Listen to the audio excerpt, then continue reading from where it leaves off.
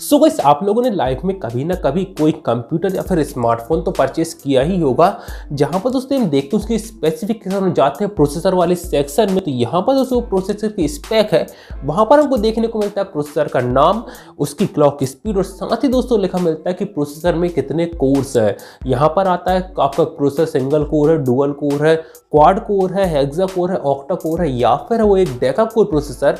तो दोस्तों यहाँ पर ही जो टर्म है कोर, तो इसका मतलब आखिर क्या होता है और कितने कोर का प्रोसेसर जनरली हमको लेना चाहिए। दोस्तों आज हम इस टॉपिक पर बात करने वाले। आपके दोस्तों दिमाग में कंफ्यूजन है, आपको जानना है तो इस वीडियो करने तक जरूर से देखिए। और दोस्तों यदि आपको मेरे चैनल का कंटेंट पसंद है तो प्लीज चैनल को सब्सक्राइब करें, साइड में बेल आइकन को प्रेस कर दीजिए, जिससे आने वाली वीडियो की नोटिफिकेशन सबसे पहले आपको मिल जाए। सो दोस्तों बिना किसी देरी के शुरू करते हैं आज का video. Let's get started today video.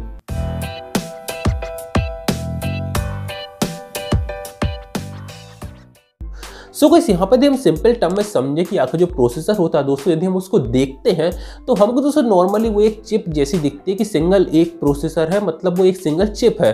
But दोस्तों एक्चुअली में यदि हम उसके डीप में जाएं, अंदर झांक के देखें, तो यहाँ पर दोस्तों हमको पता चलता है कि वो जो प्रोसेसर वो कई भाग में डिवाइडेड होता है। जहाँ पर यदि बात करें सिंगल कोर प्रोसेसर की तो वो दोस्तों सिंगल एक ही प्रोसेसर होता है। यदि बात करें डुअल कोर प्रोसेसर की तो वो यहाँ पर दो भागों में डिवाइडेड होता है। और यदि हम बात करें यहाँ पर क्वाड कोर प्रोसेसर तो वो होता है 4 भागों में, हेक्सा कोर होता है 6 भागों में, ऑक्टा कोर होता है 8 भागों में और दोस्तों डेका कोर होता है वो 10 भागों में डिवाइडेड होता है।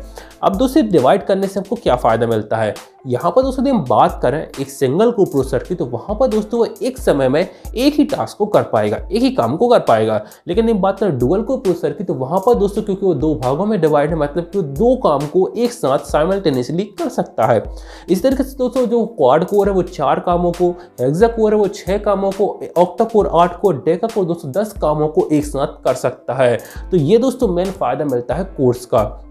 सिंपल टर्म दोस्तों यदि आपको समझ में से आ गया होगा, लेकिन और सिंपल की बात कर रहे हैं तो एक इंसान के पास 2 हाथ है, मतलब कि यहाँ पर डुअल कोर है कि मतलब 2 हाथ से 2 अलग अलग काम कर सकते हैं। किसी इंसान के पास 4 हाथ है तो डेफिनेटली दोस्तों यहाँ पर वो 4 काम एक साथ कर पाएगा। किसी के पास 10 हाथ है तो वो दोस्तों यहाँ पर 10 काम एक साथ कर पाएगा। तो इंसान हुआ प्रोसेसर, उसके हाथ हुए उसके कोर। तो सिंपली दोस्तों आई थिंक आपको समझ में आ गया होगा। अब दोस्तों यहाँ पर आप लोगों के दिमाग में क्वेश्चन आएगा कि आखिर जो हम एक कंप्यूटर या फिर एक मोबाइल फोन है तो उसके प्रोसेसर में जो कोर है वो कितनी होनी चाहिए। तो टेक्निकली देखा जाए दोस्तों तो जितनी ज़्यादा कोर होगी उतना ज़्यादा बेहतर होगा, क्योंकि हम उतनी ज़्यादा मल्टीटास्किंग कर पाएंगे।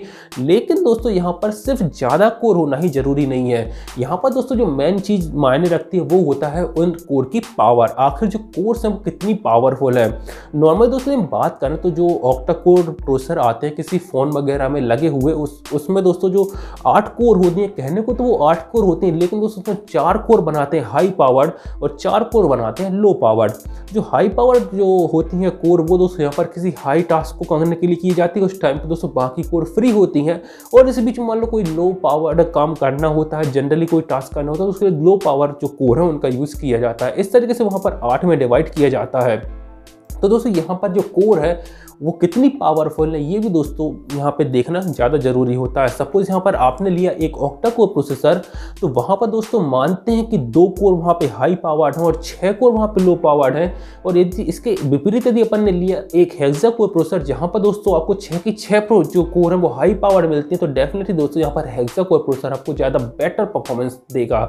तो यहाँ पर दोस्तों आई थिंक आपको समझ में आ गया होगा आखिर जो कंप्यूटर के प्रोसेसर में या फिर मोबाइल के प्रोसेसर में जो कोर्स होते हैं उनका मतलब क्या होता है, और हमको दोस्तों क्या चीज़ देख के जो है इस प्रोसेसर को परचेस करना चाहिए, या फिर किस प्रोसेसर का फ़ोन या फिर जो कंप्यूटर वगैरह है वो लेना चाहिए कि उसमें कितनी कोर्स हो।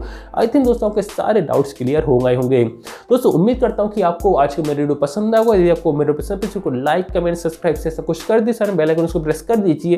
आपसे मिलता हूँ दोस्तों मैं अगली वीडियो में, तब तक के लिए बाय बाय।